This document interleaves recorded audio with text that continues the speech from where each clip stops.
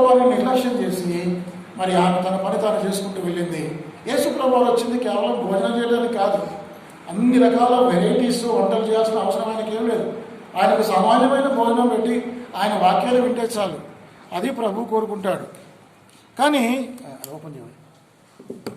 అయితే ఈ స్త్రీ ఏం చేసిందంటే యేసు ప్రభు కోసం మరి రకరకాల వంటలు సిద్ధం చేసింది. దాదాపు మరి 12 మంది యేసు ప్రభు వారి శిష్యులు, ఆయన ఒకడు 13 మంది, ఆ ఇంట్లో ముగ్గురు 16 మందికి ఆమె వంట చేయాలి. చాలా కష్టం. 16 మందికి వంట చేయడం అంటే చాలా కష్టం. ఆమె చేసిన పనిని యేసు ప్రభు వారు కాదలా తప్పని చెప్పలేదు. యేసు ప్రభు వారు ఏది తప్పన్నాడు అంటే ప్రయారిటీలో దేనికి మార్త ముందు స్థానం ఇచ్చింది. కేవలం భోజనాలకైనా కొన్నిసార్లు మనం శరీర సంబంధమైన వాటికి ఎక్కువ స్థానం ఇస్తాం, భౌతికమైన వాటికి ఎక్కువ అవకాశాలు ఇచ్చి మరి ఆత్మీయమైన వాటికి విలువేయకుండా వెళ్తూ నష్టపోతున్నాం. మరి అయితే చక్కగా తన పని తాను పూర్తి చేసుకొని యేసు ప్రభు వారి పాదాల చెంత కూర్చుంది. యేసు ప్రభు వారి లోకంలో ఉన్నప్పుడు ఆయన మాట చెప్పాడు, క్షయమైపో వాటి కొరకు కష్టపడకుడు కానీ అక్షయమైన వాటి కొరకు కష్టపడడి. కాబట్టి ఏది క్షయమైందో, ఏది అక్షయమైందో, ఏది తాత్కాలికమైందో, ఏది శాశ్వతమైందో, ఏది భూ సంబంధమైందో, ఏది పర సంబంధమైందో, ఏది ఆత్మీయమైందో, ఏది ఏ సంబంధమైందో విశ్వాసంగా మనం గుర్తించాలి. ఈ యొక్క తాత్పర్యం ఆమెకు లేదు. మార్త అనుకుంది యేసు ప్రభు వారు ఈయన బోధకుడు, ఈయన ప్రవక్త, ఈయనకు రకరకాల ఐటమ్స్ చేసి పెట్టాలి అని తాపాత్రయపడింది. కానీ ఆయన వాక్యం ఆయన వినటానికి ఆమె సిద్ధపడలేదు. కానీ బేతనీ మధ్య ఏం చేసిందంటే వచ్చి చక్కగా యేసు ప్రభు వారి పాదాల చెంత కూర్చుంది. ఏమైనా యేసు ప్రభు వారి పాదాల చెంత ఆమె కూర్చుందో ఆమె జీవితం మారింది, ఆమె హృదయం మారింది. ఎలా మారుతుంది? యేసు ప్రభు వారి పాదాల చెంత కూర్చునగానే ఆమె జీవితం మారుతుందా? మారుతుంది. ఎలా మారుతుందంటే వినుట వలన విశ్వాసం. ఆమె యేసు ప్రభు వారి మాటలు వింటా ఉంది. ఎప్పుడైతే యేసు ప్రభు వారి బోధ వింటూ వింటూ వింటూ ఉందో ఆమె హృదయంలో మారిపోయింది. ఆమె విశ్వాసం వచ్చింది. ఆ విశ్వాసం వల్ల ఏమొస్తుంది? రక్షణ వస్తుంది. ప్రభు అయిన యేసునందు విశ్వాసం వచ్చును. అప్పుడు నీవును నీ ఇంటి వారిను రక్షణ పొందాలంటే ఒక వ్యక్తి యేసు ప్రభువునందు విశ్వాసం ఉంచాలి. విశ్వాసం ఉంచాలంటే ఒక వ్యక్తి దేవుని వాక్యాన్ని వినాలి. ప్రతి ఆదివారం మీరు ఎందుకు మందిరానికి రావాలి? ఇదే కారణం. మీరు వింటా ఉంటే మీ విశ్వాసం అధికమవుతుంది. దేవుడు మీ జీవితాల్లో కార్యం చేస్తాడు. కాబట్టి ఆమె విన్నది, ఆమె రక్షణ పొందింది. అప్పుడు ఆమె వచ్చి కంప్లైంట్ చేస్తుంది, యేసు ప్రభు చూడు ఇంతమందికి 16 మందికి వండి పెడుతున్నా, నీకు చింత లేదా? మా సహోదరుని నీ దగ్గర కూర్చోబెట్టుకుంటావా అంటే యేసు ప్రభు వారు చెప్పిన మాటలు ఇంకా ఆశ్చర్యపరిచే విధంగా ఉన్నాయి. యేసు ప్రభు వారు చెప్పిన మాటలు చూడండి. ఆ మాటలు లూకాసు వార్త. అందుకు ప్రభు అనేకమైన పనులను గురించి విచారం కలిగి తొందరపడుచున్నావు, కానీ అది వన్ థింగ్ ఈజ్ నీడ్ఫుల్ అన్నది ఇంగ్లీష్లో. వన్ థింగ్ ఈజ్ నీడ్ఫుల్, అవసరమైనది ఒకటే. మనం ఏం చేస్తామంటే మన జీవితంలో ఫెయిల్యూర్ కావడానికి కారణం ఏమిటంటే రకరకాల పనులు పెట్టుకోవటం. అది చేయాలి, ఇది చేయాలి, అది చేయాలి, అన్నీ చేయాలి. ఒక వ్యక్తి అన్నీ చేయలేడు, చేయకూడదు. ఒకవేళ చేస్తే దానివల్ల తొందర వస్తుంది, దానివల్ల ఫెయిల్యూర్స్ వస్తాయి. కాబట్టి మార్నింగ్ ఒక పని, ఈవినింగ్ ఒక పని, మధ్యాహ్నం ఒక పని, ఇలా కాదు కదా. వన్ థింగ్ ఆయన అంటాడు, గుడ్డివాడిని అంటాడు. యేసు గుడ్డివాడిని అడుగుతారు, ఏమంటాడు ఆయన? మార్కు సువార్త 10వ అధ్యాయం. మార్కు సువార్త 10వ అధ్యాయం 17వ వచనం. మార్కు 10:25. అయితే ఒకటి నేను ఎరుగుతున్నాను. కాదు అది కాదు. ఇక్కడ ఒక ధనవంతుడైన వ్యక్తి యేసు ప్రభు దగ్గరకు వచ్చి అడుగుతాడు, అయ్యా నేను పరలోకం వెళ్ళాలంటే నేనేం చేయాలన్నప్పుడు యేసు ప్రభు చెప్తాడు, నీ ఆస్తిని అమ్మి బీదలకి ఇమ్మంటాడు. అప్పుడు యేసు ప్రభు వారు ఒకటి చెప్తాడు అక్కడ, అమ్మ 30 అతని ప్రేమించి నీకు ఒకడు కొదువుగా ఉన్నది కాబట్టి ఒక్కడి నీకు కొదువు, ఒకటి అన్నీ బాగున్నాయి. ఏంటంట? అన్నీ బాగున్నాయి బిడ్డ, నీకు ధర్మశాస్త్రం అనుసరిస్తున్నావు, 10 ఆజ్ఞలు పాటిస్తున్నావు, దేవునికి నమ్మకంగా ఉన్నావు, కానుకలు ఇస్తున్నావు, నీ జీవితంలో అన్నీ బాగున్నాయి. కానీ ఒకటి నీ కొదువుగా ఉంది. One thing the lackest. ఆ ఒక్కటి నీ జీవితంలో నువ్వు చూసుకోవాలి. ఈ ఒక్కటి సరి చేసుకుంటేవా నీ జీవితం బాగుంటుంది. కాబట్టి ఆ ఒక్కటి, వన్ థింగ్ అనేది చాలా ప్రాముఖ్యమైనది సుమ. ఆ ఒక్క విషయంలో తప్పిపోతే ఇక మన జీవితం అంతా నష్టపోయిన వాళ్ళం. యోహాను సువార్త 9వ అధ్యాయం. యోహాను సువార్త అక్కడ ఒకటి ఉంది. యోహాను సువార్త 9:25. యోహాను 9:25. వాడు ఆయన పాపియో కాడో నేను ఎరగను, ఒకటి మాత్రం నేను ఎరుగుతాను. One thing I know. ఒక్క సంగతి నాకు తెలుసు. ఇక అన్నీ తెలియదు నాకు. అన్నీ తెలుసుకోవడానికి ప్రయత్నం చేయవద్దు. గ్రీకు దేశస్తులు చాలా జ్ఞానవంతులు. వాళ్ళు ఎలాంటి వాళ్ళంటే వాళ్ళకి అన్నీ కావాలి. వాళ్ళకి అన్నీ కావాలి. తత్వం కావాలి, కొత్త కొత్త సంగతులు కావాలి. కొంతమందికి ఇక లోకంలో ఉన్న సంగతులన్నీ కావాలి.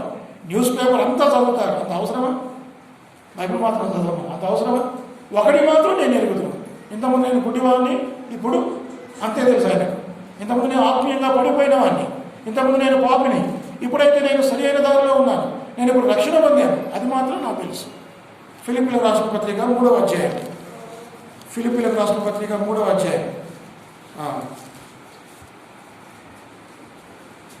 13. సహోదరులారా, నేను ఇదివరకే పట్టుకుని ఉన్నానని తలంచుకున్నాను, అయితే ఒకటి చేయిస్తున్నాను. One thing I do. వెనక ఉన్నవి మనిషి, ముందున్న వాటి కొరకై వేగిరపడుచున్న గతంలో జరిగిపోయిన వాటి గురించి మనం బాధపడకూడదు. అదంతా అయిపోయింది. ఒక వ్యక్తి ఒక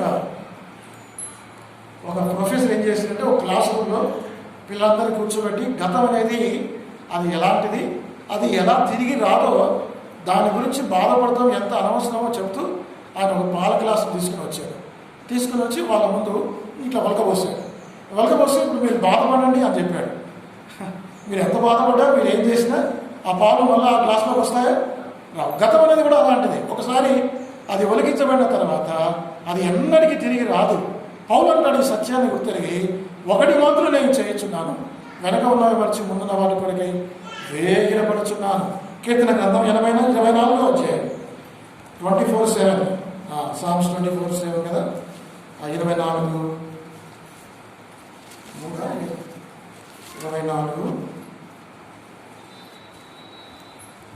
27:4.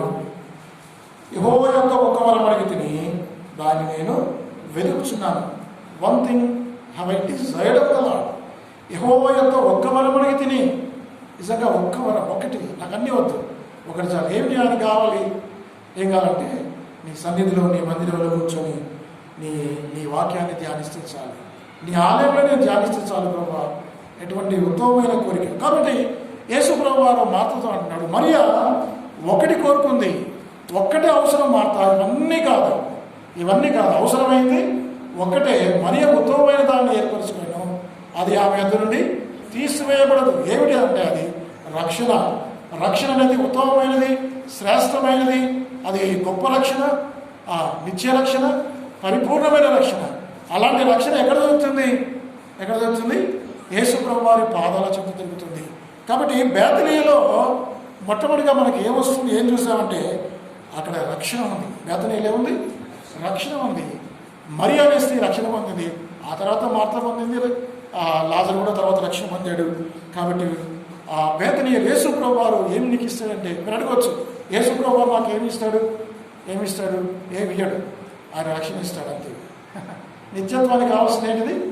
రక్షణ. డబ్బులు కాదు. నిత్యత్వానికి, నిత్య జీవానికి కావాల్సింది ఆయన ఇచ్చే రక్షణ ఉచితంగా ఇస్తాడు. యేసు ప్రభువుకు సామాన్యమైన విశ్వాసం ఉంచడం ద్వారా ఆ నిత్య రక్షణ వస్తుంది. అది యేసు ప్రభు వారు ఇస్తాడు. అది మొట్టమొదటి సంగతి. ఇక బేతనీయలో ఏముంటుందంటే, రెండవది మార్కు సువార్త 14వ అధ్యాయం. మార్కు సువార్త 14వ అధ్యాయం 3వ వచనం. ఆయన బేతనీయలో కుష్ఠరోగి అయిన సీమోను ఇంట భోజనములకు కూర్చుని ఉన్నప్పుడు ఒక స్త్రీ.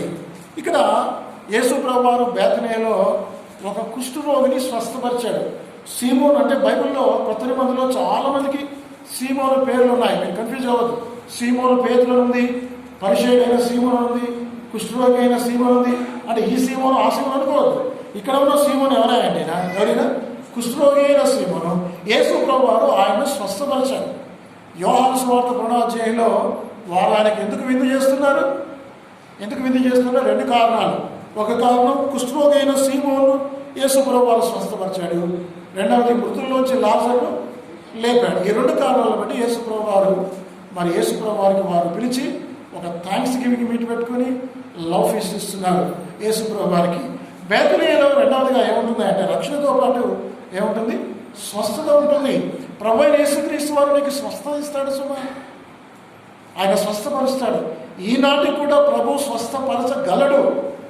మనం అనుకోకూడదు యేసు ప్రభు వారు ఆ కాలంలో స్వస్థపరుస్తాడేమో, ఈ కాలంలో పరుస్తాడు. యేసు ప్రభు వారు స్వస్థపరచగలడు. అయితే ఆ రోజుల్లో ఎక్కువ అద్భుతాలు జరిగాయి. ఈ రోజుల్లో ఎక్కువ అద్భుతాలు జరగవచ్చు, జరగకపోవచ్చు. జరగాల్సిన అవసరం కూడా లేదు. ఎందుకు జరగాల్సిన అవసరం లేదు? పూర్వకాలంలో అద్భుతాలు అవసరమైంది. బైబిల్ లేని కాలంలో అద్భుతాలు అవసరం. రోగాల స్వస్థత అవసరం. చనిపోయిన వాళ్ళు లేవాల్సిన అవసరం ఎంతైనా ఉంది. సూచక్రియలు అపోస్తులు చేస్తారు. ఎందుకు చేస్తారు? ఇప్పుడు ఎందుకు చేయట్లేదు? ఆ రోజుల్లో అవసరం. ఎందుకు అవసరం అంటే అప్పుడు పరిపూర్ణమైన బైబిల్ లేదు. 66 పుస్తకాల బైబిల్ లేని కాలంలో అవన్నీ రుజువు కొరకై యేసుక్రీస్తు దేవుడు అని, ప్రభు అని, రక్షకుడని రుజువుపరచడం కోసమై అవన్నీ జరిగాయి. వాటిని బట్టి వాళ్ళు వాక్యాన్ని చెప్పారు. ఆ తర్వాత వాళ్ళు అనుకుంటారు. ఇప్పుడు అక్కర్లేదు, జరుగుతాయి. కానీ మనం అద్భుతాల మీద, సూచక్రియల మీద మనం ఆధారపడి లేము. అవే మనం బోధించం. కొన్ని సంఘాలు కేవలం సూచక్రియల కోసం రోగాలు బాగు చేస్తున్నారు, వాళ్ళు పిలుస్తున్నారు. అవి జరుగుతాయో లేదో నాకు తెలియదు. జరగవచ్చు, జరగకపోవచ్చు. కానీ దాని మీద మన విశ్వాస జీవితం, దాని మీద మన సంఘ పునాది లేదు. మన సంఘ పునాది దేని మీద నిర్మించాడు? మన పితరుడు ఆయన భర్సింగ్ గారు అంటే దేవుని యొక్క వాక్యం మీద నిర్మించాడు. కాబట్టి దేవుని వాక్యం తప్ప ఇంకేది కూడా మనం ప్రాధాన్యత ఇవ్వము. మిగతాము జరిగితే జరగవచ్చు. సరే, రెండవది ఏమిటంటే సూచక్రియలు, అద్భుతాలు ఈనాటికి జరుగుతాయి. విశ్వాస సహితమైన ప్రార్థన రోగిని స్వస్థపరచు. బైబిల్లో ఉంది ఈ మాట. కాబట్టి మనం నమ్మకంగా, విశ్వాసంగా ప్రార్థన చేస్తే రోగాలు బాగా అవుతాయి, స్వస్థత జరుగుతాయి. యేసు ప్రభు వారు ఒక కుష్ఠరోగిని ఆయన స్వస్థపరిచాడు. ప్రభు చేయగలడు. యేసు ప్రభు వారు ఏదైనా కార్యం చేయబోయే ముందు ఆయన చేయగలిగినప్పటికీ సరే ప్రతిసారి ఆయన అడిగేవాడు, నువ్వు ఈ కార్యం చేస్తుందని నమ్ముతున్నావా? నేను ఈ కార్యము చేయగలను నమ్ముతున్నావా? అంటే వాళ్ళు ఏం చెప్పాలి? మేము నమ్ముతున్నాము ప్రభు అని చెప్పాలి. ఒకవేళ వాళ్ళు మేము నమ్మమంటే ఏమన్నా వాళ్ళు? యేసు ప్రభు వారు చేయలేడు సుమా, చేయలేడు. నీ విశ్వాసం నిన్ను స్వస్థపరచు. అట్లా ప్రభు ఎన్నోసార్లు స్వస్థపరి ఆ మాటలు చెప్పాడు. మనకు స్వస్థ రావాలంటే మన విశ్వాసం మీదనే ఉంది. యేసు ప్రభు చేయగలడు. ఆయన శక్తిలో మార్పు లేదు. మరి దేనిలో మార్పు ఉంది? ఎందుకు అవుతలేవు? మనలో విశ్వాసం లేదు. అది కారణం. మార్కు సువార్త 6వ అధ్యాయంలో ఆయన ఒకసారి వాళ్ళ సొంత ఊరికి వెళ్ళాడు. మనకు అప్పుడప్పుడు మన సొంత ఊరికి వెళ్తాం కదా. వెళ్తే అక్కడ యేసు ప్రభు వారు ఏమీ చేయలేకపోయాడు. అక్కడ కొంతమంది మీద చేతుల నుంచి కొన్ని కార్యాలు చేశాడు. కానీ ఎందుకు చేయలేకపోయాడంటే ఆయన వారి అవిశ్వాసంను చూచి ఆశ్చర్యపడ్డాడు. సొంత ఊరిలో నజరేతు వాళ్ళు వాళ్ళకి ఏంటి, ఈయన మనవాడే కదా, వడ్లవాడి కుమారుడు కాడా, యేసు కాడా అని వాళ్ళు అనుకున్నారు. యేసు ప్రభువుని విశ్వాసం ఉంచలే కదా. బైబిల్లో ఉంది, ప్రవక్త తన సొంత దేశంలో ఘనత వహించాడు అన్నట్లుగా యేసు ప్రభు వారికి సొంత ఊళ్ళో ఎవరు నమ్మలేదు, ఆయన అద్భుతాలు చేయలేదు. సరే, నేను చెప్పేది ఏమిటంటే స్వస్థతలు అనేవి కేవలం మన విశ్వాసం మీద ఆధారపడతాయి. యేసు ప్రభు వారి శక్తి మీద ఆధారపడతాయి, మన విశ్వాసం మీద ఆధారపడతాయి. యేసు ప్రభు వారి శక్తిలో మార్పు లేదు, అయితే మన విశ్వాసమే తేడా ఉంది. కాబట్టి మనం ఎంత ఎక్కువగా విశ్వాసం వృద్ధి పొందించుకుంటే మన జీవితం, మన కుటుంబం, మన రోగాలు, మన పాపాలు అన్నీ కూడా మన జీవితం అంతా చక్కదిద్దబడుతుంది. కాబట్టి బేతనీలో రెండవదిగా ఏముంటుందంటే స్వస్థ. మూడవదిగా బేతనీలో ఏముంటుందో చూద్దాం. యోహాను సువార్త 11వ అధ్యాయం 32వ వచనం. యోహాను 11:32. యోహాను 11:32. అంతటా మరియా యేసు ఉన్న చోటుకు వచ్చి ఆయనను చూచి ఆయన పాదం మీద పడి, ప్రభువా, నీవు ఇక్కడ ఉండినేలా నా సహోదరుడు చావుకున్నాను. ఇక్కడ ఒక చిన్న ప్రార్థన చేస్తున్నారు. ఇక్కడ జరిగింది ఏంటంటే లాజరు చనిపోయాడు. యేసు ప్రభు వారు యూదయ అరణ్యంలో ఉన్నాడు. ఈ బేతనీ నుంచి యూదయ అరణ్యానికి పోవడానికి 2 రోజులు టైం పడుతుంది. నడిచి వెళ్ళాలిగా ఆ రోజుల్లో. వీళ్ళు నడిచి 2 మనుషులు వెళ్ళినప్పుడు ఆయన బ్రతికే ఉన్నాడు. తీరానికి పోయిన తర్వాత ఆయన చచ్చిపోయాడు. ఆ వార్త యేసు ప్రభు వాళ్ళు చెప్పి తిరిగి వచ్చారు. యేసు ప్రభు నేను వస్తున్నాను పద అన్నాడు. అక్కడ యేసు ప్రభు ఆలస్యం చేశాడు. మొత్తానికి యేసు ప్రభు వచ్చిన తర్వాత అప్పటికి 4 రోజులు అయింది. ఆయన చనిపోయాడు. లాజరు చనిపోయాడు, సమాధిలో పెట్టబడ్డాడు. అప్పుడు మార్తా వచ్చింది ముందు, తర్వాత మరియ వచ్చింది. నేను మరియ గురించి మాట్లాడుతున్నాను. మరియ పరిగెత్తుకుంటూ వచ్చి యేసుక్రీస్తు పాదాల మీద పడి ఏమని చెప్తున్నాడు, యేసు ప్రభు, నీవు ఇక్కడ ఉంటే నా సహోదరుడు చావకుండాను. సామాన్యమైన ప్రార్థన, చిన్న ప్రార్థన. అయితే బేతనీయలో మూడవది ఏం జరుగుతుందంటే, మా వాళ్ళకు మంచిగా నిద్ర వస్తుంది ఫ్యాన్ల కింద. ఇదేమో లైవ్ రికార్డ్ అవుతుంది, ఇది లైవ్ వల్ల రికార్డ్ అవుతుంది. ఈ మాటలని బయట వాళ్ళు వినకూడదు, దయచేసి నిద్రపోతుంది. మీరు ఏం చెప్తే ఇప్పుడు నేను మళ్ళీ ఎడిట్ చేయాలి. అమ్మా, బేతనీయలో ప్రార్థనలకు జవాబు ఉంది. బేతనీలో ఏముంది? ప్రార్థనలకు జవాబు ఉంది. కాబట్టి ఈ మరియ వచ్చి యేసుప్రభు వారి పాదాల మీద పడి ఏడ్చింది, కన్నీరు గార్చింది. ఎవరైతే యేసుప్రభు వారి పాదాల మీద పడి నీ గురించి నువ్వు చెప్పుకుంటావో, నీ బాధ, నీ దుఃఖము, నీ కన్నీరు, యేసుప్రభు నా జీవితం ఎలా ఉంది, ఎవరికి చెప్పుకోలేని సమస్యలు మనకు ఉంటాయి కొన్ని. అవి ఎవరికి చెప్పుకుంటాం మనం? ఎవరు చెప్పుకుంటాం? యేసుప్రభు వారు చెప్పుకుంటాం. యేసుప్రభు వారి పాదాల మీద పడి మనం చెప్పుకుంటే యేసుప్రభు వారు వెంటనే ఆమె ప్రార్థన బట్టి యేసుప్రభు వారు లాజరును బ్రతికించాడు. ఆమె దుఃఖము, ఆమె కన్నీరు సంతోషంగా మారింది. దేవుడట మన అంగలార్పను నాట్యంగా మార్చే దేవుడు. బేతనీలో ప్రార్థనలకు జవాబు తీసుకున్నా. బేతనీయ మరి ఏడ్చింది, కన్నీరు కాల్చింది, ఆమె దుఃఖపడింది. ప్రభు పాదాల మీద పడ్డది. ప్రభు పాదాల మీద పడాలి. నీ చరణములే నాకు శరణము ప్రభువ. కాబట్టి యేసు ప్రభు వారు పాదాలు పట్టుకొని మనం ప్రార్థన చేస్తే, కన్నీరు కాడిస్తే ప్రభు తప్పనిసరిగా మన ప్రార్థన వింటాడు. బేతనీలో ప్రార్థనలకు జవాబు ఉంది. మూడవది, యేసు ప్రభు వారు మన ప్రార్థనలకు జవాబిస్తాడు. మొట్టమొదటిగా రక్షణ ఉంది, రక్షణ ఇస్తాడు. రెండవదిగా స్వస్థ ఇస్తాడు యేసు ప్రభు వారు. మూడవదిగా మన ప్రార్థనలకు జవాబిస్తాడు. నాలుగవదిగా బేతనీలో ఏముందంటే చూడండి, పునరుత్థానం ఉంది. ఏముంది అక్కడ? పునరుత్థానం. యోహాను సువార్త 11వ అధ్యాయం 43-44 వచనాలు. ఆయన అలాగూ చెప్పి లాజరు బయటకు రమ్మని బిగ్గరగా చెప్పగా, చనిపోయిన వాడు కాళ్ళు చేతులు ప్రేత వస్త్రంలో కట్టబడిన వాడై వెలుపలికి వచ్చాను. కాబట్టి బేతనీలో నాలుగవదిగా పునరుత్థానం ఉంది. ఏముందట? పునరుత్థానం. యేసుప్రభు వారు ఆ సమాధి దగ్గరకు వచ్చాడు. ఆ రాయిని ఏమన్నాడు? మార్త అడ్డుకుంది. ప్రభా, 4 రోజులైందయ్యా, వాసన పడుతుంది. మార్తాను అడ్డుకోకు, నేను చెప్పాను కదా, నువ్వు నమ్మిన కదా దేవుని మహిమను చూస్తావని చెప్పి ఆ లాజరుని పిలిచాడు. పిలిచిన వెంటనే లాజరు, చనిపోయిన లాజరు అలాగే ప్రేత వస్త్రాలతో ఆయన బయటకు వచ్చేసాడు. అంటే యేసు ప్రభు వారి మాటలో శక్తి ఉంది. యేసు ప్రభు వారి మాటలో ఏముంది? శక్తి ఉంది. ప్రభు అయిన యేసు మాట్లాడగలడు. బైబిల్లో ఉంది, యోహాను సువార్త 5వ అధ్యాయంలో మరి కుమారుని స్వరము కదా, కుమారుని స్వరము. యోహాను సువార్త 5వ అధ్యాయం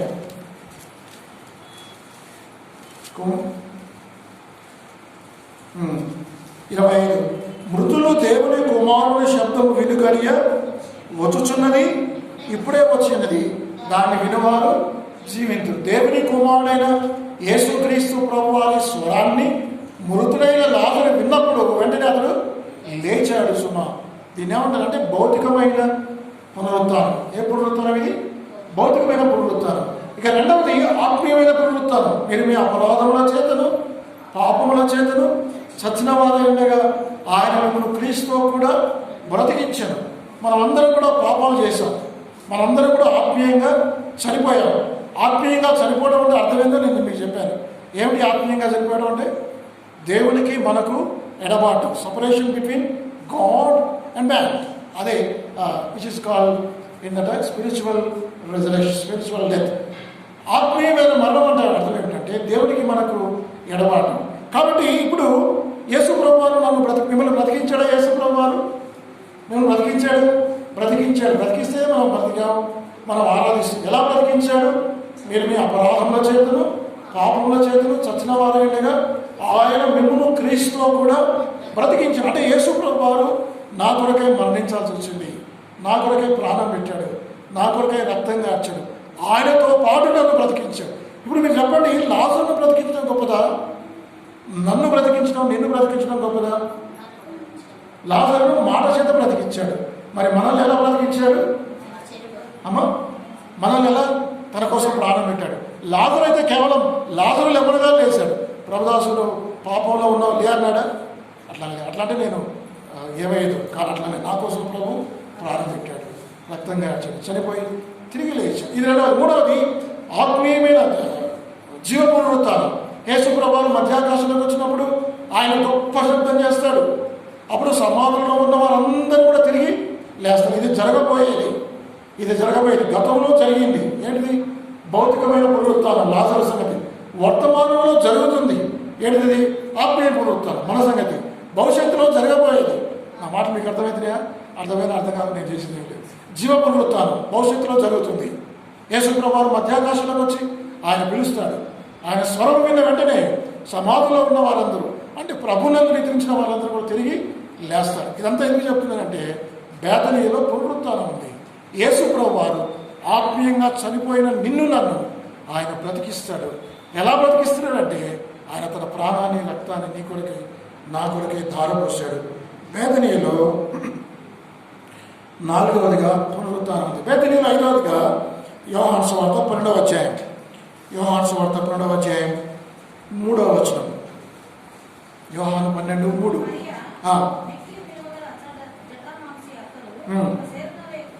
తీసుకొని యేసు పాదములకు పూసి తన తల వెంట్రుకలతో ఆయన పాదములు తుడిచెను. ఇల్లు అత్తరు వాసనతో నిండిన. అంతకుముందు ఏ వాసనతో ఉంది ఇల్లు? తెలియదు. అంతకుముందు ఏ వాసన ఉంది? తెలియదు. అది 160 పాటలు ఉంది. దుర్గంధముతో నిండిన నన్ను. అంతకుముందు ఏ వాసన ఉందో మనకు తెలియదు. కానీ బైబిల్లో బేతనీలో 2 రకాల వాసనలు ఉన్నాయి. అంతకుముందు యేసు ప్రభువు వచ్చినప్పుడు ఆమె వంట చేసేది. వంట చేస్తే గుమగుమలాడే సువాసన, వంట వాసన, ఆహారం వాసన ఉంది ఒకప్పుడు ముందు కదా. తర్వాత ఏ వాసన ఉంది అంటే మరణపు వాసన. ఏ వాసన ఇది? మరణపు వాసన. చనిపోయినప్పుడు వీళ్ళు సెంట్లు కొడతా ఉంటారు. లేట్ అవుతూ ఉంటే, భూస్థాపన లేట్ అవుతా ఉంటే ఏం చేస్తారు? సెంట్లు కొడతారు. ఎందుకంటే డెడ్ బాడీలోంచి ఏమొస్తుంది? దుర్గంధం వస్తుంది. కాబట్టి అంతకన్నా ముందు చెడు వాసన, దుర్గంధం ఉంది, చావు వాసన, మరణపు వాసన ఉండే. ఒకప్పుడు ఆహారపు వాసన, రెండవది మరణపు వాసన. అవన్నీ పోయి ఇప్పుడు ఏమొచ్చిందంటే అత్తరు వాసన వచ్చింది. అత్తరు వాసన. అంతకుముందు అంటే ఎప్పుడైతే యేసు ప్రభు వారి పాదాలకి అత్తరు వచ్చిందో ఇల్లు అంతా కూడా అత్తరు వాసనతో నిండింది. అంటే ఆ అత్తరు ఆరాధనకు గుర్తు. బేతనీయ మరియా ఆరాధన చేసింది. బేతనీయ మరియా ఆరాధన చేసింది. ఆ అత్తరు విలువ ఎంత తెలుసా మీకు? ఎంతట? 300 దేనారాలు. 300 దేనారాలు అంటే ఆ రోజులో ఒక మనిషి పని చేస్తే ఎంత వస్తుంది జీతం? ఆ రోజుల్లో ఒక మనిషి పని చేస్తే జీతం ఎంత? 1 దేనారం. దేనారం అంటే ₹1 ఇది మీరు మర్చిపోతే ఎట్లా? మత్తయి సువార్త 20లో మాటలు ఉన్నాయి. ఒక దేనారానికి ఒక రోజు ఉదయం నుంచి సాయంత్రానికి 1 దేనారం కోసం ద్రాక్ష తోటలో పని పెట్టుకోవడానికి ఒక యజమాని పిలిచాడు. అంటే యేసు ప్రభు వారి కాలంలో ఒక రోజు పని చేస్తే, ఈరోజు ఒక రోజు పని చేస్తే మేస్త్రి తెలుసు 600 నుంచి 1000 రూపాయలు ఉన్నాయి. కానీ ఆ రోజుల్లో ఒక్క ₹1 1 దేనారం పైసా. అట్లా 300 దేనారాలు అంటే 300 రోజులు కష్టపడి, దాదాపు 1 సంవత్సరం కష్టపడి కూడబెట్టుకొని ఆ డబ్బు ప్రోగు చేసి ఒక అత్తరు, విలువైన అత్తరు ఆమె కొనుక్కొని, ఎందుకు కొనుక్కుందంటే నా ప్రభువుకు ఆయన శ్రేష్టమైంది నాకు ఇచ్చాడు. నా ప్రభు ఏమిచ్చాడు? నాకు శ్రేష్టమైంది, విలువైంది. తన ప్రాణం నా కోసం ధారపోస్తే నా ప్రభు కోసం నేను ఆర్డినరీ ఇస్తాను. నేను కూడా విలువైంది ఇస్తాను. నా సంవత్సరం జీతం అంతా అది ఖర్చైనా పర్వాలేదు, కానీ ప్రియమైన శ్రేష్టమైన అత్తరు తీసుకుని ప్రభు పాదాలకు ఆమె కూర్చుంది. అప్పుడు వాడు అక్కడ దొంగ ఉన్నాడు. అక్కడ వాడు ఎవడు ఇస్కరియోతు కదా అని అంటున్నాడు. ఎందుకు ఈమె ఫేస్ చేసింది? ఏమన్నాడు? ఇంత డబ్బు ఈమె నష్టపరచనేలా. వాడు నష్టపరుచుకున్నాడు. He wasted his entire life. He wasted his opportunities కదా. అన్నీ నష్టపరుచుకున్నాడు. అవకాశాలు నష్టపరుచుకున్నాడు, అపోస్తలత్వం నష్టపరుచుకున్నాడు, యేసు ప్రభు ఇచ్చే సువార్త నష్టపరుచుకున్నాడు, శిష్యుగా ఉండే భాగ్యం అన్నింటినీ నష్టపరుచుకున్నాడు. చివరికి నిత్య నరకానికి వెళ్ళాడు. అలాంటి వ్యక్తి ఆమెను పట్టుకొని ఈమె ఎందుకు నష్టపరుస్తుంది? ప్రభు కోసం మనం ఏదైనా ఇస్తే అది ఎన్నడికి వృధా కాదు సుమా, ఎన్నడికి వృధా కాదు. ప్రభు యేసుక్రీస్తు కొరకై ఆమె విలువైన అత్తరు తమ జీవితాన్ని త్యాగం చేసింది. ఒక రకంగా ఆమె శ్రమపడి డబ్బు ప్రోగు చేసి యేసు ప్రభుకు విలువైన అత్తరు. యేసు ప్రభు చనిపోతున్న సంగతి ఆమె ముందు తెలుసు.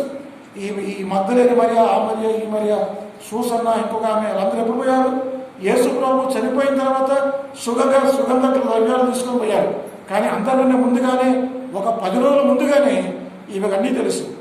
యేసు ప్రభు వారు శుభ శుక్రవారం చనిపోతాడు, తిరిగి లేస్తాడు. నా ప్రభు చనిపోకముందు నేను ఆయన సమాధి కొరకే ముందుగానే ఆయన సిద్ధం చేసింది, ఆయన అభిషేకం చేసింది. కాబట్టి ఎటువంటి స్త్రీ? ఈ బేతనీయ మరియా. కాబట్టి బేతనీయ మరియా సామాన్యమైన స్త్రీ కాదు. 3 సార్లు ఆమె పేరు బైబిల్లో రాయబడితే చెప్పండి, 3 సార్లు కూడా ఆమె ఎక్కడుంది? యేసుప్రభు వారి పాదాల చెంత ఉంది. లూకా సువార్త 10వ అధ్యాయంలో యేసుప్రభు వారి పాదాల దగ్గర కూర్చొని ఆయన వాక్యం ఉంటుంది. యోహాను సువార్త 11వ అధ్యాయంలో యేసుప్రభు వారి పాదాల మీద పడి ఏడుస్తుంది. యోహాను సువార్త 12వ అధ్యాయంలో యేసుప్రభు వారి పాదాలకు అత్తరు వస్తుంది. యేసుప్రభు పాదాలు ఎన్నడూ విడవని స్త్రీ. బేతనీయలో ఆరాధన ఉంది. అది నేను చెప్పేది. రక్షణ పొందిన ఒక వ్యక్తి దేవుని ఆరాధించాలి. ఆరాధించకుండా ఎన్ని రోజులు, ఎన్ని వారాలు, ఎన్ని నెలలు మన ఊరికే వస్తూ వెళ్తూ ఉన్నాము. చూడండి, ఈ స్త్రీ రక్షణ పొందిన స్త్రీ మారు మనసు పొందింది. ప్రభును హృదయపూర్వకంగా శ్రేష్టమైన వాడితో ఆరాధన చేసింది. కాబట్టి బేతనీలో ఆరాధన ఉందన్న సంగతి జ్ఞాపకం చేసుకోవాలి. అది 6వది బేతనీలు ఏముందంటే ఉపచారం ఉంది. చూడండి ఆ మాటలు 2వ వచనం. మార్త ఉపచారము చేసి, అంతే చాలు. మార్త ఉపచారము చేసి రక్షణ పొందిన బిడ్డలో మనం ఏం చేయాలంటే ఇతరుల కొరకే మనం ఉపచారం చేయాలి. హెబ్రీ పత్రిక 13వ అధ్యాయంలో ఉంది, ఉపకారమును ధర్మమును చేయ మరచి పోకటి అటు యాగములు దేవునికి ఇష్టమైనవి. ఉదాహరణకి వేషి అయిన రాహు గురించి మీకు తెలుసు. రాహు స్టోరీ. రాహు ఇశ్రాయేలు జాతిలో చేర్చబడడానికి ఒక కారణం ఏంటిది? రాహు ఇశ్రాయేలు ప్రజల్లో చేర్చబడి ఆమె కుటుంబం నశింపకుండా ఆమె యేసుప్రభు వారి తల్లుల జాబితాలో చేర్చబడి ఆమె పరలోకానికి వెళ్ళడానికి ఒకే ఒక కారణం. ఏమిటి ఆ కారణం? ఉపచారం. ఆ వేగుల వారికి ఆమె ఏం చేసింది? ఆమె చేర్చుకుంది, వారిని దాచిపెట్టింది, అంతే.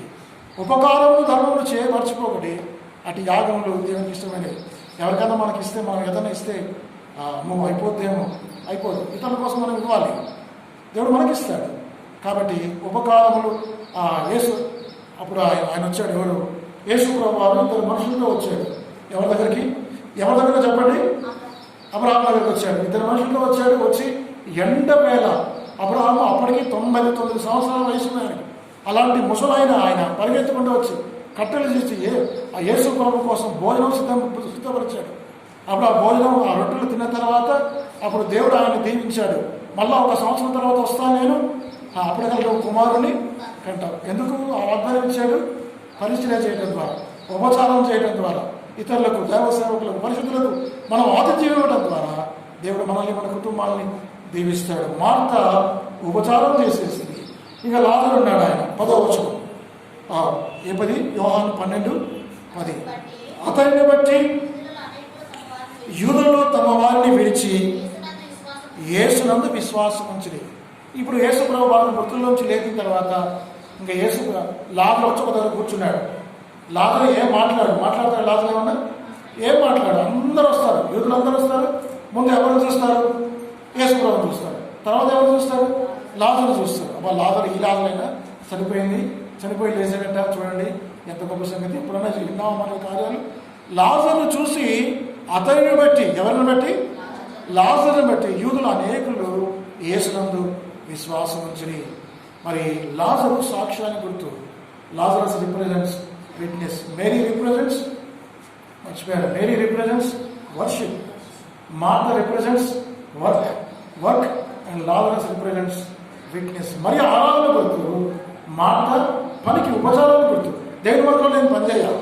కొంతమంది అంటారు ఆరాధన చేయమంటే చేస్తా, ఇంకేమైనా ప్రార్థన చేయమంటే చేస్తా, కానీ పనులు చేయడం రాలే కాదు. కాబట్టి మరి ఎవరే నేను మరి ఎవరే ఉంటా అంటే కుదరదు. మరి ఏం చేసింది? ఆరాధన చేసింది. మార్త ఏం చేసింది? ఉపచారం, పని చేయాలి మనం దేవుని మందిరంలో. అది ఆశీర్వాదం. లాజరు ఏం చేసిందంటే సాక్ష్యాన్ని గుర్తు. కాబట్టి ఈ ముగ్గురులో ఉన్న సుగుణాలు మనం కలిగి ఉండాలి. కాబట్టి బేతనీయలో ఆరాధన ఉంది, ఉపచారం ఉంది, తర్వాత సాక్ష్యం ఉంది. ఇక చివరికి 7వది బేతనీలో ఉంది.